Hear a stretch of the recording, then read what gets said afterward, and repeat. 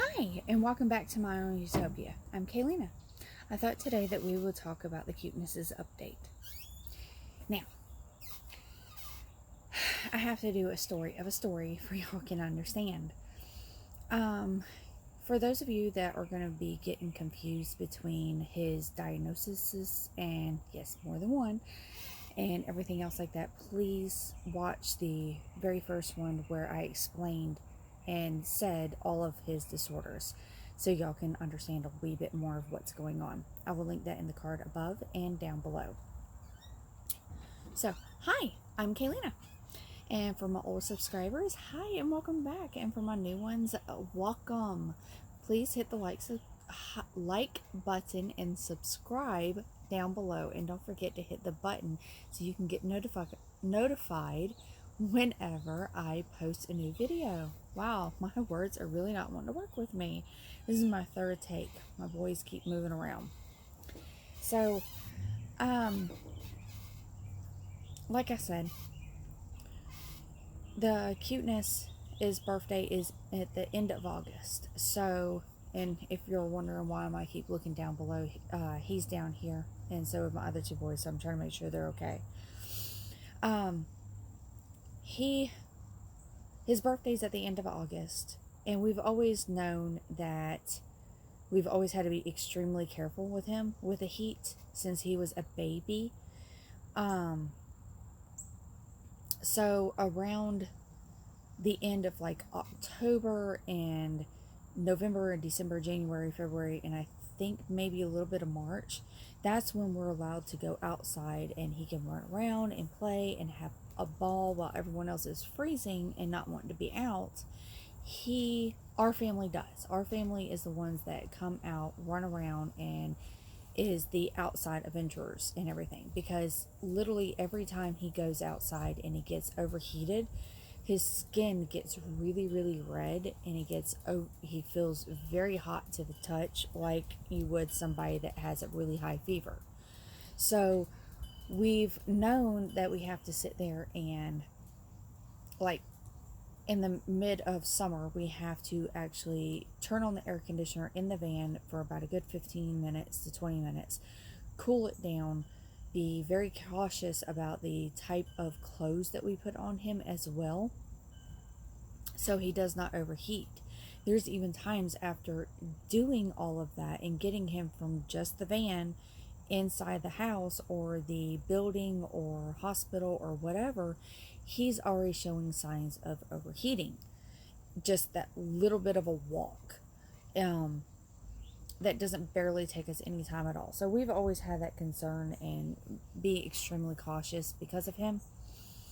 Well, we never thought he can't sweat. We just thought with all of his brain disorders and everything else like that, they told us that it would be possibly something that just, it would affect him. So we would have to be careful. We're like, okay. Also during fevers and everything else like that, he would, or even colds, and the normal child would probably hit a 99. He will be hitting up into the 101s, 102s. When a normal child will be hitting up to 102, he's hitting up into the 104s, 105s. And they thought it was nothing as well, because they were thinking it was part of his brain disorder. They were just like, it's okay, don't worry about it. Just as long as it doesn't go past, I think it is like 105 for a certain amount of time, then at the particular moment it should be okay. And it doesn't. That's when I really hardcore. I wake up every 2 to 3 hours. I stay on top of his ibuprofen and Tylenol, and we are right there on top of it to make sure we keep it down. And we do ice baths. We have Owie Puppy. We call him Owie Puppy because every time they get owie or sick or something, like, we call him Sick Puppy whenever the boys are sick. But we take an ice pack and we can put it in there and we put it up against his little skin, so it can help cool him down. We take cold rags, put it on the back of his neck. We can't do cool baths because it actually throws his body into so much of a shock he starts shaking, so we can't do those. Anyways, like I was saying about his birthday, we bought a trampoline for all the boys. We usually do multiple gifts for the one child for his birthday, and then 1 or 2 gifts for each one of the children, or we do one huge gift for all the children. Because my boys, I don't know how this happened. I mean, I'm very proud of it. I'm extremely proud of it. My boys really do not understand the concept of those individual toys are mine. You cannot play with them because they are mine. Like a normal child that is, I guess, without siblings, so they don't understand the concept and they're more greedy and unaware of sharing. Yes, they understand it's my birthday and these toys were gifted to me, or it's Christmas and these toys were gifted to me. But not even 10 minutes after they're done opening them up, the boys literally, they find their favorite gift. It is theirs and they play with it, sometimes for hours to days to sometimes weeks and months. And that one individual toy is what we sit there and say, okay, no, that's his. He's going to have it for as long as he wants. And then he gives it up and he ends up sharing with the rest. But all their toys are not segregated. They are all shared in between all of them. And here we got a range of 3 children. Oldest one is 7. The middle one is 4. And the youngest one is 1. So literally all their toys are in bins and they just take them and dump them out and they play with them. So we got the trampoline, and I keep going off, but basically we allowed them to go ahead and just jump on it, play on it, have fun. And we started watching for the signs and kind of let it go a little too far because, I mean, it was kind of their birthday present.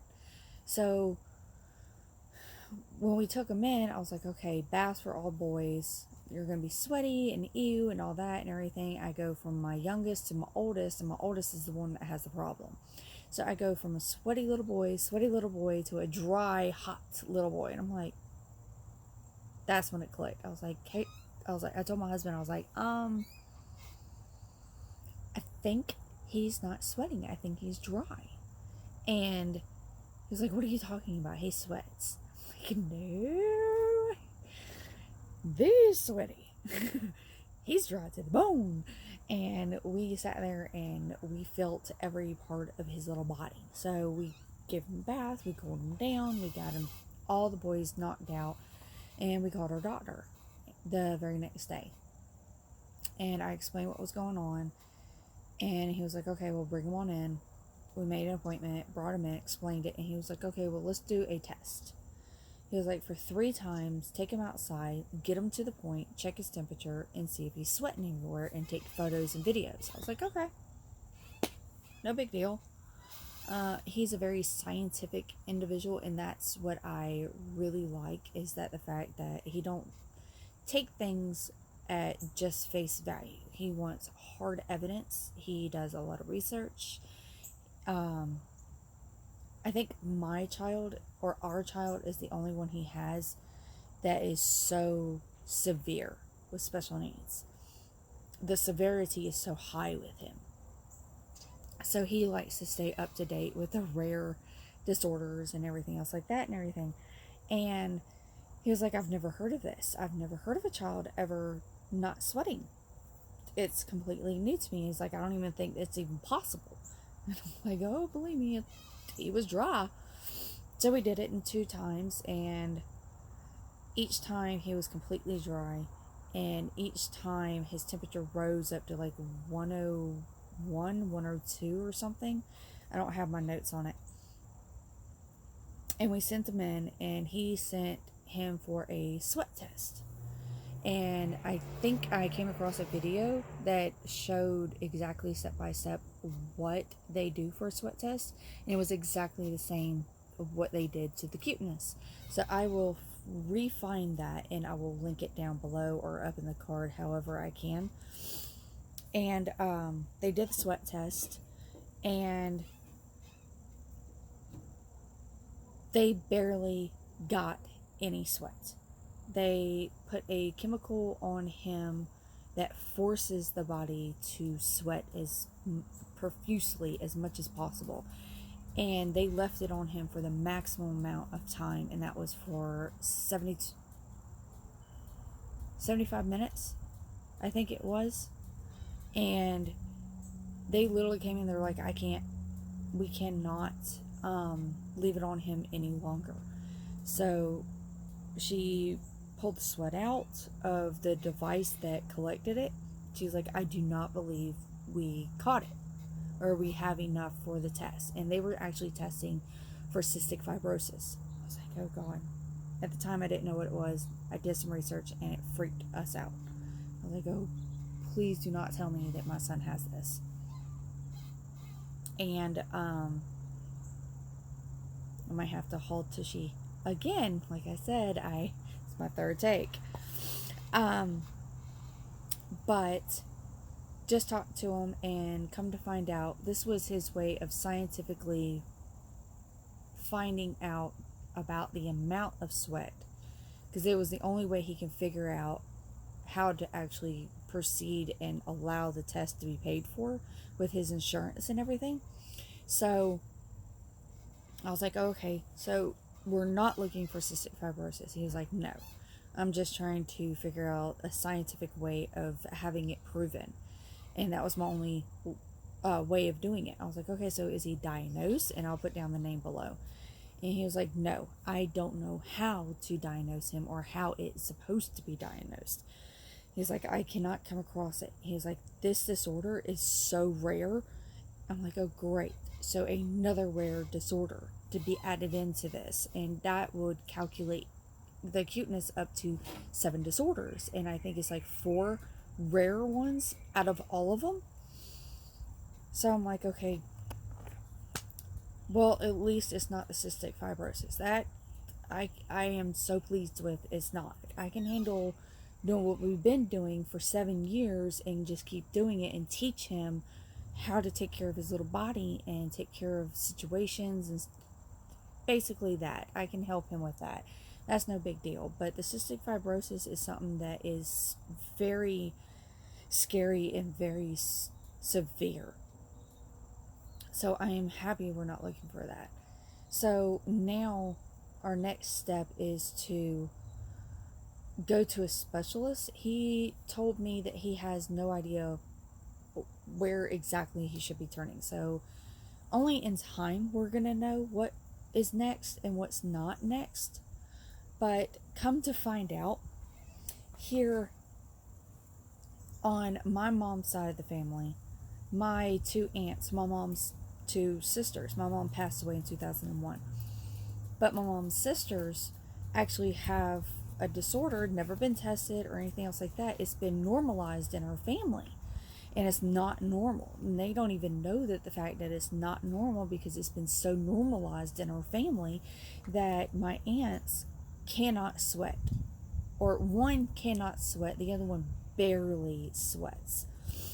And they're just like, oh, it's nothing, don't worry about it. It's, sorry, I put my legs up on the table and it's shaking the camera and I need to stop. They're like, don't worry about it. I'm like, no, that's not normal. You should not be sitting there thinking or assuming that it's normal. It's not. And then I was talking to my husband and everything else like that, and come to find out, his mom's mom, Meemaw, she passed in 2013, that she had it. And we're just like, okay, so now come to find out, it could be a genetic disorder. It could be coming from both sides of the family. So knowing that and it could be, like I said, I'll put the diagnosis back down here again. Come to find out, with that, you actually have to have the gene from both sides, the mother and the father. It can be dormant. It does not have to be active in both mother and father for it to be passed down from the next generation or the generation down. The gene has to be there. So most likely we're going to be possibly sent to a genetic person I don't know what they're called, but somebody that would go in depth into genetics and to find out if there's any more that we're not looking at or we don't know yet. I know this is going to be probably a wee bit long, but I wanted to do some vlogs of what's happening, what's going on. Like I said in the first one, I have people from the other um, channel, I was losing my word, from the other channel that was asking for me to start doing this again when I shut everything down. I'm not going to be bringing those videos back up. I feel like individuals that are going to watch it are going to be assuming that it's happening now instead of looking at the dates of a year ago or 2 years ago or 3 years or whatever year ago, and start questioning me and getting confused about everything. So I prefer to just go ahead and start now. And I'm going to be putting this into our family area. So like I said, I'm going to be setting that up. I'm going to be putting everything I'm going to be doing into this one channel. I'm just going to be setting the videos up into different categories so it would make it easier, because I feel like I barely have enough time as it is to try to do this and to deal with my boys and everything else like that, that I don't feel like I will have enough time to sit down and create a whole channel that deals with several different things that we're doing. So that's an update with him. And like I said, I'm also too gonna try to do some cute little clips of like what I do in the morning time to get prepared. I'm gonna try to work on the artist side of me, but I keep coming up a little empty. The only thing I keep coming up with is like me feeding the dogs. I try to do my coffee thing, but I really don't have enough light to do that, because as soon as I turn on the light and the Cuteness wakes up and he sees me have the kitchen light on, he shoots right up and he gets out of bed and he comes right in there. It doesn't matter if it's 5 something in the morning or 6, and I usually wake them up at 7. So the best thing for me to do is just keep the light off and have my plant light on, and that's a purple light, so he can't see that. And that's not really a good light to shoot to do my morning activities or anything like that, especially if we're getting ready to go to the doctor, because that's the only time I have to be able to shoot little clips is that time in the morning, because when they get up, I am literally going 90 miles an hour trying to get everything done, getting them dressed and everything else like that. It's almost like having two-year-olds, because my middle one just started learning how to get himself dressed, but because he likes to backtrack a lot, there's a lot of times he does not want to do it. He wants mommy or daddy to do it for him. And here, my oldest, he still can't get himself dressed. So I am working with him very, very hard to try to get that taken care of. But is if you imagine two-year-olds, twins that cannot get themselves dressed, it's just they're much bigger. And then here, the 1-year-old is a 1-year-old. The only thing he knows is I'm hungry, I'm thirsty. Oh, I have a dirty butt. Clean my tushy wishies. That's it. So, you can only imagine I got my hands full. I don't have the ability or time to be able to film the little clips and everything else like that. I'm thinking of possibly doing the little clips on days that we're not going anywhere and just filter them in. I think that actually might be a good idea. Yeah, I think that might be a good idea. So that's what's going on with the Cuteness. I will keep y'all up to date. And then here, dealing with my Garr-Garr, he just went in for his 4-year checkup. I am so proud of him. Here, like I said, if you're new and you don't know, or if you haven't watched the first one, he has autism and he's ADHD. So he Went in like a champ. He talked to me. He was able to express to me about his feelings. He just started expressing his feelings and understanding that he was having a feeling and associating it with a word and then associating that word outwards. So he has speech delay as well, big time.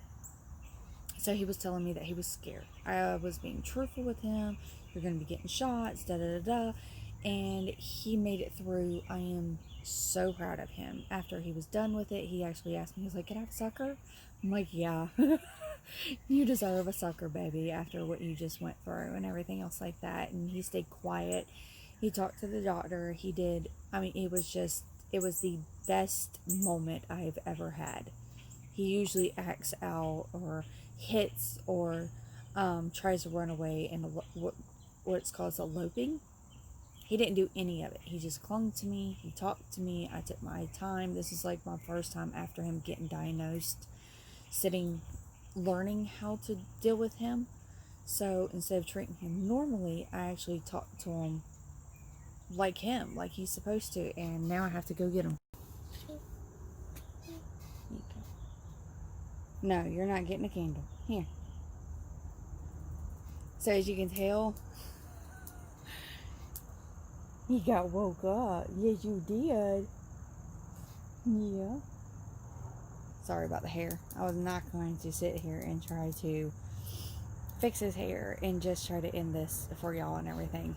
It'll end up throwing him into a fit and start crying. Here, Garr-Garr is still asleep. So he is not going to be feeling good. He got DTaP. He got chicken pox, the flu shot, and just all of that and everything. And he just started the beginning of the cold. So he's getting hit. His little body is getting hit with everything. And here the great thing is with his little body, it is so well oiled, or immune system is his immune system is, spit it out, Kayleena. His immune system is so good that he can have all that on top of it, and yet he comes out like a little champ. A couple of years ago, he ended up with the flu, and he's running up and down the hallway, and you can't even tell he has the flu until his doctor did the test and everything, and it came back with not even 5 seconds of doing it, and it was like, yep, he got it too. And here poor little Cuteness is sitting in there, runny nose, red lips, white as a little sheet and everything, and you can tell he did not feel good. So little Garr-Garr, it's like he's fine. I don't know where it at. I don't know. So can you say hi? Hi. Yeah. So this week, right before Halloween, we're going to actually end up with some sick little boys. Yes, we are. Yeah. I need to refix your hair and put some gel back into it and crunch it back up. A little bit of the curls lasted, but not throughout that nap. Yeah, as you can tell. Hey, we got a curly hair boy. Oh, sorry. So, I'm going to be putting this video up. I also crochet as well.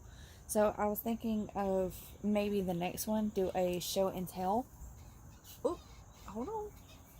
A show and tell of what I'm crocheting, everything else like that. No, you're not getting down. What I'm crocheting, and when I went up to the flea market, or not flea market, Goodwill, I found a lot of good little goodies. So keep a lookout for that. I know that's going to be probably my next video after this one, and I'm going to probably have that into another category, a playlist of I don't know, probably show and tells. I might do it that way, or I might do a what is it, a bot ooh, I lost the word. If I can think about it, I'll say it, or I'll put it down below. But a broadcast, that's it. I might do a broadcast about yarn and crocheting and knitting and all that, and my plants. What are you doing? You just trying to get down, aren't you? Yes. Alright, you about ready to go in? Do you want some hot dogs? Huh? What? I know. I see all the dirt. I need to clean it. Yeah, if y'all can look around, if y'all was able to actually look around and everything, I have a whole bunch of plants out here getting watered and getting ready for me to bring back inside for the winter time. My whole house gets covered in plants. So I go by seasons. Yeah, I might explain that in the next one, because I want to keep this one dealing with just my boys and the family and things that we do. So I'm not going to be posting every week or every other week. I might do it like every 3 weeks or take a major break. So I hope y'all are well, stay safe, and I will talk to y'all next time, and wish me luck. I will definitely keep y'all updated with everything. And let me get this boy inside before he starts throwing a little headache for you. Alright, can you say bye-bye? Bye-bye. Bye-bye. Good job, big boy. Yeah, bye-bye. Good job. Yeah.